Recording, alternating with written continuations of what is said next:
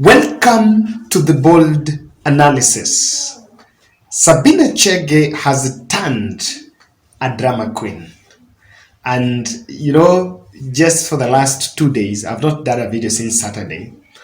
And I've just been trying to follow the development about that fake court order and behind the scene intrigues on how the Jubilee Sabina Chege faction have been trying to push a narrative. I've been trying to reach out to journalists to publish some stories that are very interesting.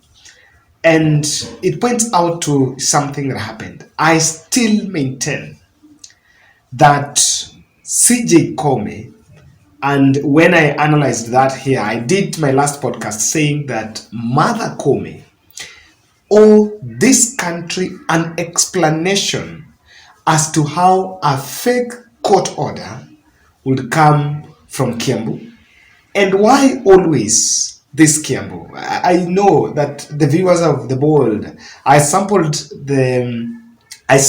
comment section, and I saw many people in concurrence with my concern about the famous Kiambu court, where almost everything, someone from always DCI will always be taken to that famous Kiambu court. And of course, what exactly is normally behind it? Something that I'm just so curious, and I'm glad that quite a number of us were also so curious about it. And so I want us to look at what so far is the development, because what is coming here is very shocking. Paul Mwangi, Azimio la Umoja chief head lawyer, has written a 90-word letter to Chief Justice Martha Koome regarding the suspension of the removal of Sabina Chege as Deputy Minority Whip. And quite a number of things are actually at stake of behind-the-scene efforts to make sure that that is not taken. Azimio questioned why the petitioner, Association of Friends of Youth and Women, traveled 20 kilometers to file a petition in Kiambu Court instead of the Nairobi High Court. Of course, maybe, you never know whether they have the jurisdiction is just another question. But what is more shocking about this is, despite the fact that Azimio la Umoja is one of the parties involved in this, the letter signed by Azimio la Umoja questioned why the coalition and Sabina Chege were excluded from the case, yet the court issued orders to the lawyer in absentia. Azimio la Umoja is one of the parties here. In that petition, they're not enlisted as one of the parties, and that is why they were not served. Remember, one of the questions that we were asking there is, why were they not served? Because the leadership of Azimio la Umoja, the National Assembly, were not privy to what exactly had been happening there. They didn't know. So they're asking why. The clause within the Constitution provides that the court may at any stage of the proceedings, either upon or without the application of either party on such terms, may appear just order that the name of any person who ought to have been joined or whose presence before the court may be necessary in order to enable the court to adjudicate upon the settle the matter. That what Azimio is saying here is they are part of the decision, they are part of that case, but they've been locked out. Now they're seeking they seek redress through the court processes. Your intervention and action is called for.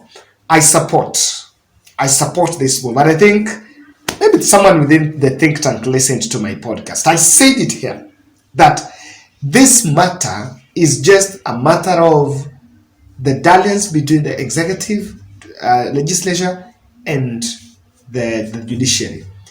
Martha Koome owes this country an answer about the whole process. Now, some very interesting information has also been coming here. Remember, the first attempt by Azimio la Umoja to eject Sabina Chege was unsuccessful because standing orders do not provide for removal but replacement. So when Azimio La Umoja sat down as a coalition, they decided, because that position, that is a position that was reserved for Jubilee Party, they settled on a Jubilee MP, Mark Mwenje, the Embakasi West Member of Parliament. And immediately they thought that he was the person who is supposed to take up that position. Now lately, some of the reports has been that the state faction has been trying to bring Mwenje on table so that he can withdraw himself from taking over that position and try to cage all the other Jubilee MPs to ensure that that position is secured for Sabina Chege, because internally that position is supposed to go to Jubilee. So I think within an internal power sharing or something, if any person is not taking it from Jubilee and is given to someone from Wiper and ODM, the case might be taken to political parties tribunal. And on that case, Jubilee will then front Sabina Chege.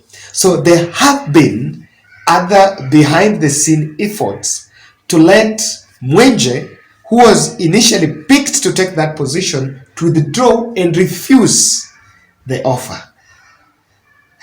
I'm telling you.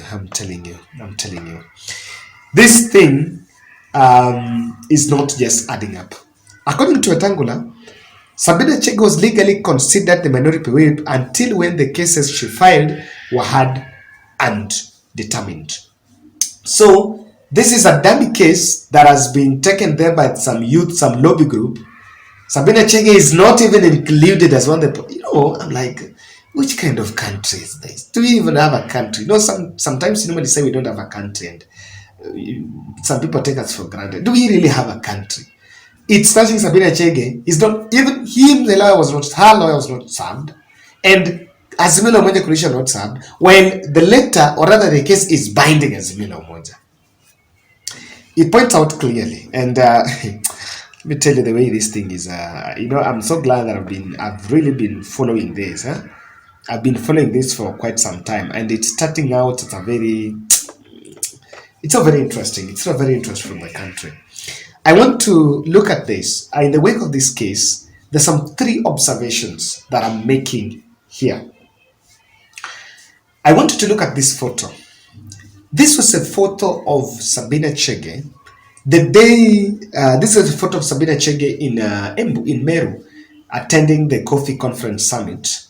And she attended that summit with that bandage ikiwa ameshika mkono, and publicly they have said that during a scuffle in parliament between her and Azimio members of parliament, she was hurt and she was beaten by Millie Odhiambo, and number 2, that there was an exchange. What has been confirmed, and what even the other members of parliament are saying, is clearly that the house is divided on that side and this side. So there was even no altercation between the 2 sides. That's number 1. Number 2, Parliament has CCTV, and there is sergeant at arm, and there is everything. The story about phone stolen is also another lie, and Sabina Chege should be told straight in the eye. No one stole your phone. That's the truth. And indeed, if Sabina Chege was hurt, na ameumia, will she go to attend that press, that conference? If you're really sick, was it a must to go? Kama unaumia, will you still have that bandage and go? So it's clearly to charge the masses and pull a sympathy in the Mount Kenya. The whole thing is political.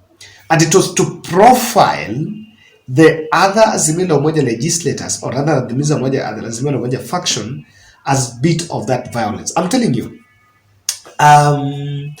when she was there, some of the journalists were saying that they were trying to get coverage, or even journalists to ask about it and to comment, and no media is carrying that trash. Yes, that's the truth.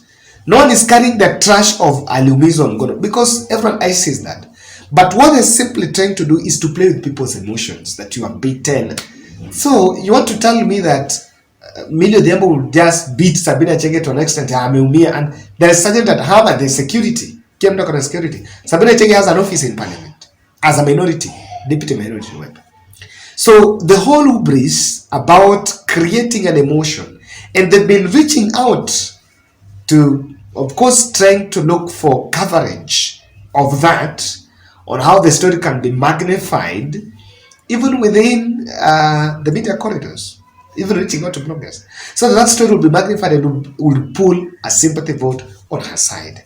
It doesn't change the fact that it is unfair to take taxpayers' money in a position you're supposed to serve a deputy whip and you are not whipping the members of the minority. That is the bottom line.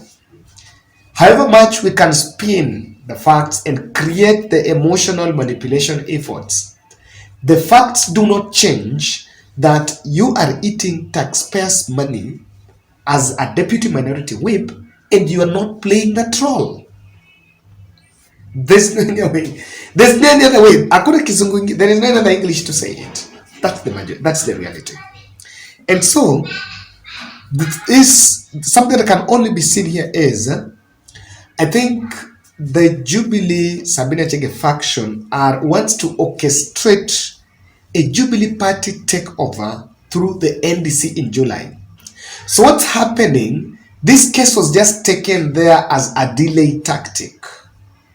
It's just a delay tactic to make sure that we still move, budget will pass, it takes time. By the time you get to 22nd of July, maybe they will do, they have an NDC to kick out Uhuru Kenyatta at the helm of that party.